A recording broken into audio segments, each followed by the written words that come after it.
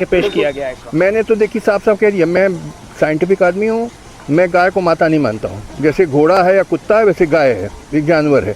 और दुनिया खाती है गाय बीफ, अमेरिका खाती है, यूरोप खाती है, अफ्रीका खाते हैं, चाइना, रशिया, ऑस्ट्रेलिया, इवन ये अफ़गानिस्तान, पाकिस्तान, थाईलैंड, हमारे हिंदुस्तान में भी। अभी मैं केरल होके आया हूँ तो मैंने वहाँ बीफ खाया। क्या कोई बुरी चीज़ नहीं है, दुनिया खाती है। आप वो सब बुरे लोग हैं, आप ही साधु संत हैं। हद कर दी पागलपन की। गाय को माता मानना और पूजा करना नहायत बेवकूफ़ी की बात है। गाय एक जानवर है, जैसे घोड़ा और कुत्ता होता है वैसे, उससे ज़्यादा मैं नहीं मानता हूँ। अकल की इस्तेमाल करो कि अकल बिल्कुल खो गई तुम्हारी। गाय माता है, गाय देवी है, पागलपन की बातें दिखाता है। दुनिया के सामने अपना मजाक उड़वा रहे हो। लोग सोचते हैं कि ये गधे हैं हिंदुस्तान में और कुछ नहीं। जय श्री राम दोस्तों, तो आपने ये वीडियो देखा और सच सच बताना, क्या आपका खून खौला या नहीं? तो बात करते हैं इन महाशय की। ये महाशय हैं सुप्रीम कोर्ट के पूर्व जज जस्टिस काटजू। तो आज समय आ गया है इन महाशय के कपड़े उतारने का, इन्हें पूरी तरीके से नंगा करने का। आज के मैं अपने वीडियो में इनके पूरे कपड़े नहीं उतार दूंगा, तो आप मुझसे कहना, मेरा पूरा वीडियो एक बार जरूर देखिए। चलिए इनके कपड़े उतारते हैं फिर।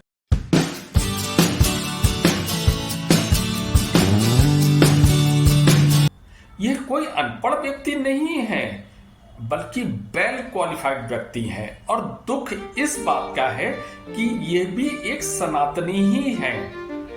अगर ये बात किसी मुल्ला या मौलवी ने बोली होती तो एक बात को समझा जा सकता था। ये महाशय इतने वैज्ञानिक हो गए हैं कि अब इन्हें गौ माता में केवल एक जानवर दिखता है, और जिसकी तुलना ये घोड़े और कुत्ते से कर रहे हैं। अब तो इनके अनुसार हनुमान जी भी कोई भगवान नहीं है, क्योंकि वह भी तो एक बानर का ही रूप है।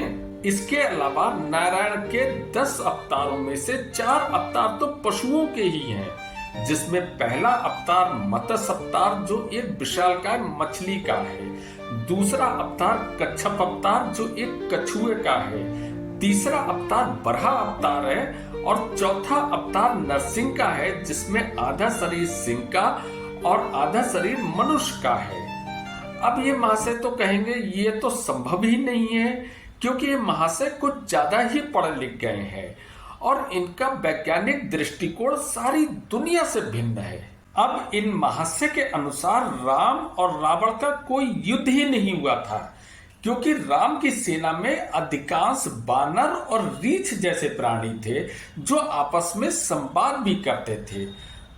तो एक प्रकार से सनातन धर्म का कोई भी ग्रंथ इनके अनुसार सही नहीं है, या ये कहें कि कोई सनातन धर्म ही नहीं है। जस्टिस काटजू कोई अकेले व्यक्ति नहीं है जिन्होंने खुले मंच से सनातन धर्म पर हमला बोला है, बल्कि समय समय पर सनातन धर्म का अपमान करना या सनातन धर्म को टारगेट करना एक फैशन बन गया है। क्या कोई भी व्यक्ति खुले मंच पर बोलने की हिम्मत कर सकता है कि नमाज पढ़ना सिर्फ एक एक्सरसाइज है, इसके अलावा कुछ नहीं?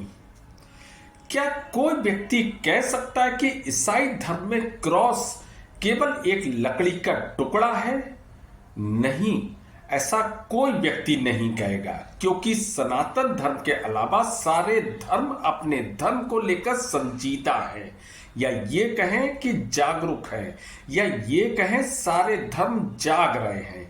केवल सनातनी लोग ही सो रहे हैं और बहुत गहरी नींद सो रहे हैं। मुझे तो लगता है कि इन सनातनियों की नींद उस वक्त खुलेगी जब उनकी गर्दन पर तलवारें लटकी होंगी। तब तक शायद बहुत देर हो चुकी होगी। मेरा मकसद किसी धर्म का अपमान करना नहीं है। मेरा मकसद है कि उन सनातनियों को जगाना जो जातियों में बंटकर खुद ही अपने धर्म को भारी नुकसान पहुंचा रहे हैं। एक वीडियो में आपको और दिखाता हूं, फिर बात करते हैं। आप बताइए, दुर्गंध पसंद करते हैं इसीलिए गौशाला बना रहे हैं, हम सुगंध पसंद कर रहे थे इसलिए इत्र पार्क बना रहे थे। बताइए, ये सांड पकड़ रही है सरकार के नहीं पकड़ रही है? आप खुद जानते होंगे। नहीं पकड़ रही है, उसका भी पैसा खा जा रहे हैं। तो इसलिए हम लोग सुगंध पसंद करने वाले लोग हैं, इसलिए परफ्यूम पार्क बना रहे हैं।